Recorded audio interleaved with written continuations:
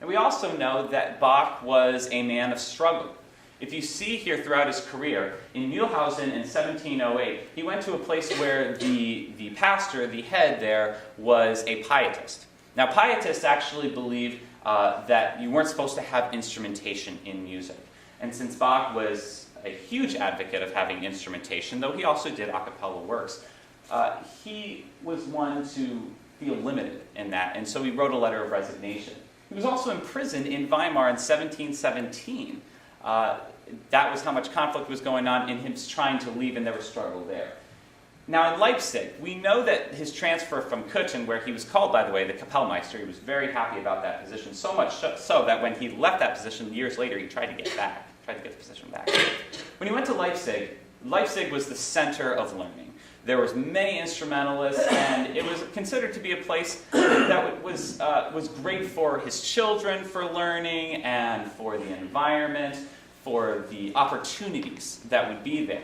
Nevertheless, as a result of him transferring from Köthen to Leipzig, he had to take a demotion from being a Kapellmeister to being called a cantor, which would have been against his personal convictions and calling.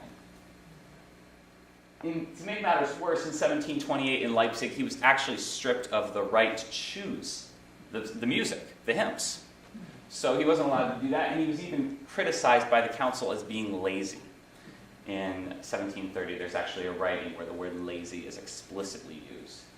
And finally, in 1733, he appeals to Saxony, saying, "I have suffered one injury after another." So you can see that even in his letters that he was very frustrated.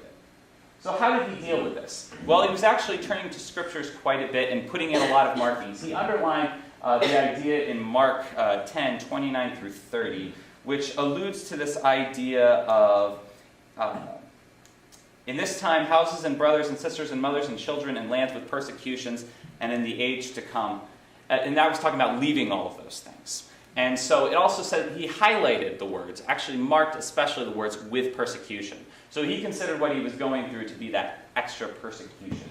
And then money, he was struggling with money. They couldn't afford everything at this point, so they were wondering what to do about this. And so he was struggling with that because he was alluding to Matthew 5:25 and 26 that talks about you cannot serve both God and money.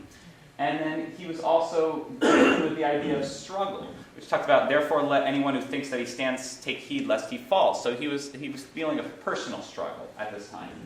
But then he found something in Matthew 5:25 through 26 that says, settle matters quickly with your adversaries taking you to court. Do it while you're still with them on the way, or he may hand you over to the judge, and the judge may hand you over to the officer, and you'll be put in prison. I tell you the truth, you will not get out until you've paid the last penny.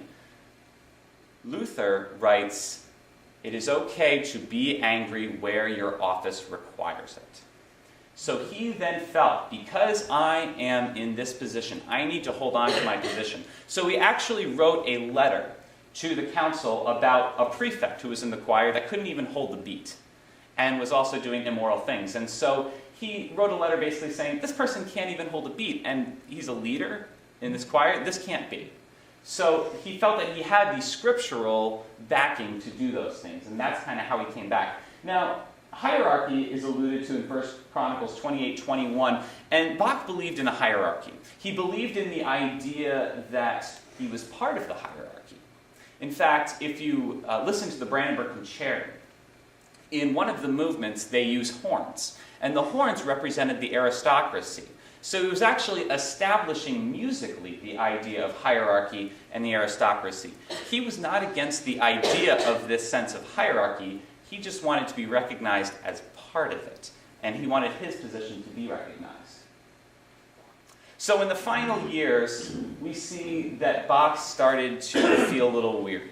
His interest started to go into outside projects, and he started to become a little more disinterested in Picander's requests. Picander was his librettist who gave him the text for a lot of the compositions he did, but in later years he started to not use those. We know that in compositions he used the letters B, A, C, B flat to show his name in compositions, to show Bach. But we know that in later compositions, it's been seen that it only uses A, C, and B flat to show the word ach, which was just a sense of total weariness with everything. And the tone of the letter seemed weary in his later years, in the last decade of his life, the last couple of years. He wrote to a family member and said that there wasn't much time, that he didn't have much time. And finally, his passions, he started to describe them as burdens. It was a burden to do these things, to perform them, to write them. So how did he deal with this? He did a lot of underlining in the book of Ecclesiastes. What the text talks about is life being meaningless, a chase after the wind, vanity. But Luther describes it differently. He alludes it in a different way, saying that what's being written in Ecclesiastes can be related to the suffering of the cross.